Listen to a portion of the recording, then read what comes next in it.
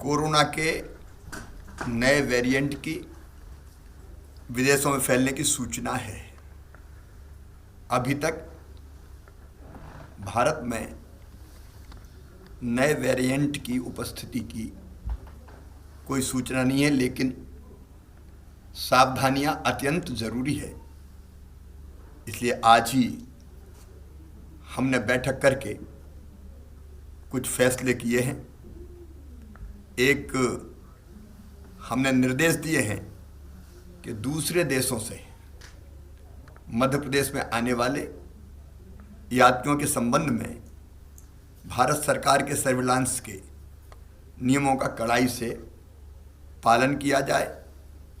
एक महीने में जितने भी लोग अंतर्राष्ट्रीय उड़ानों से यहाँ आए हैं, आगमन जिनका हुआ है, उनको चेक करना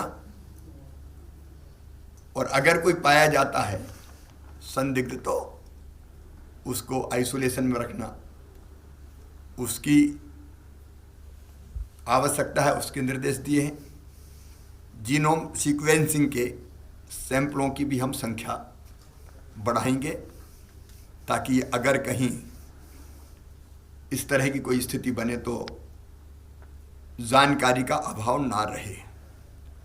आज हमने निर्देश दिए जितनी आवश्यक दवाई हैं उनकी उपलब्धता सुनिश्चित कर ली जाए, चाहे वो रेमडेसिविर इंजेक्शंस हो, चाहे दूसरी दवाइयाँ हों अलग अलग तरह की, उसकी सबकी उपलब्धता सुनिश्चित करेंगे।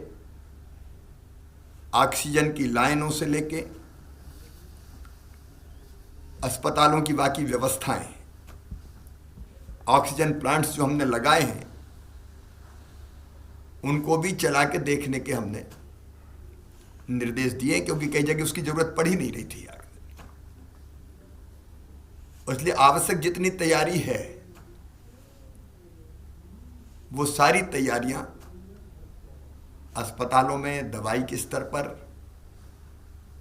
फिर रोज जो टेस्ट होते हैं उसके स्तर पर अभी लगभग 58-60 हज़ार हो रहे हैं।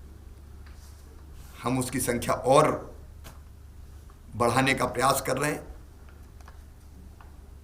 फिर भारत सरकार और WHO के निर्देशों का पूरी तरह से पालन करेंगे, उस दिशा में भी निर्देश दिए हैं, कार्रवाइयां हम करेंगे। एक जिसमें सबसे ज़्यादा सावधानी की ज़रूरत है, हमारे 18 साल से कम उम्र के बच्चे, क्योंकि उनका टीकाकरण नहीं हुआ है और इसलिए हमने तय किया है तत्काल प्रभाव, मतलब कल से, आज तो रविवार है, स्कूल खुलेंगे, लेकिन स्कूल में बच्चों की संख्या 50% होगी। मतलब 6 दिन में से 3 दिन बच्चे पढ़ने स्कूल जाएंगे 50% कैपेसिटी के कारण। 50% एक दिन आएंगे, 50% दूसरे दिन आएंगे। उसके साथ ही स्कूलों को ऑनलाइन क्लासेज चालू करनी पड़ेगी ताकि विकल्प पालकों के पास रहे कि वो अगर बच्चों को स्कूल नहीं भेजना चाहते तो ऑनलाइन पढ़ाई हो जाए। इसलिए विकल्प सामने रहे। पेरेंट्स की इच्छा होगी तो ही बच्चे स्कूल जाएंगे, बिना पेरेंट्स की अनुमति के बच्चे स्कूल नहीं बुलाए जाएंगे। पेरेंट भेजेंगे भी नहीं, लेकिन हम उनकी अनुमति आवश्यक होगी। सेकेंड डोज टीके का लगभग हमारे यहाँ 62% को 62.5% लोगों को लग चुका है। रोज टीके लग रहे हैं, लेकिन 1 तारीख को हमारे टीकाकरण का फिर विशेष अभियान है, महाअभियान। सभी से मैं अपील करता हूं कि पूरी ताकत से जुट के जो शेष बचे हैं सेकंड डोज के लिए या फर्स्ट के लिए भी कोई शेष बच गया है तो उसका टीकाकरण पूरा हो जाए। 29 तारीख को पहले से ही मेरा तय था कलेक्टर एसपी के साथ वीडियो कॉन्फ्रेंसिंग का, तो उसमें हम कोविड की पूरी समीक्षा करके सभी आवश्यक निर्देश कल कलेक्टर्स को, एसपी को, संबंधित और अधिकारियों को, कमिश्नर, आईजी सबको दिए जाएंगे। प्रदेश पूरी तरह से अलर्ट पर रहेगा। 1 तारीख को सवेरे मैं 10 बजे क्राइसिस मैनेजमेंट कमेटियों से चर्चा करूंगा।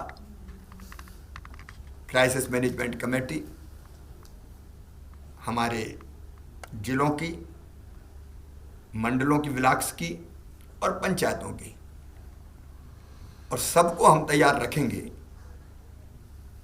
कि अगर तीसरी लहर आती है तो उससे लड़ने के लिए हम कमर कस के तैयार रहें, क्योंकि बिना समाज के सहयोग के ये लड़ाई जीतना कठिन होता। पहले भी समाज के सहयोग से हम लोग जीते हैं।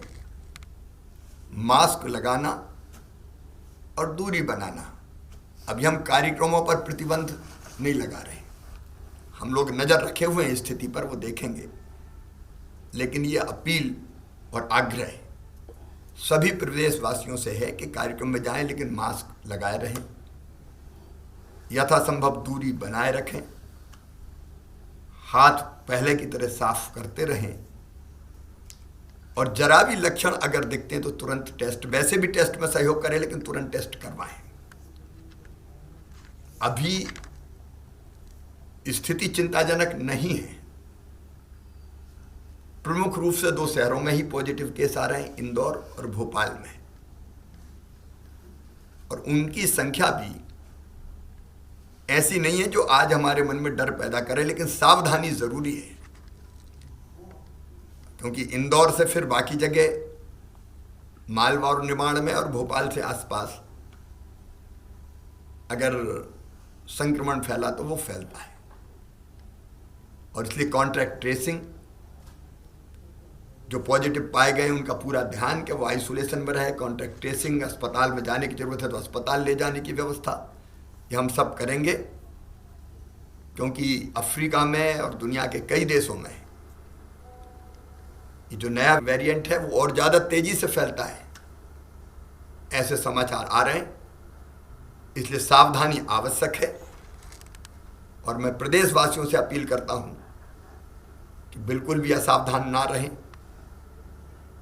संक्रमण फैलने से रोकने के लिए जो आवश्यक नियम है उन सब का पालन करें। सरकार आपके साथ मिलकर कोई कसर नहीं छोड़ेगी।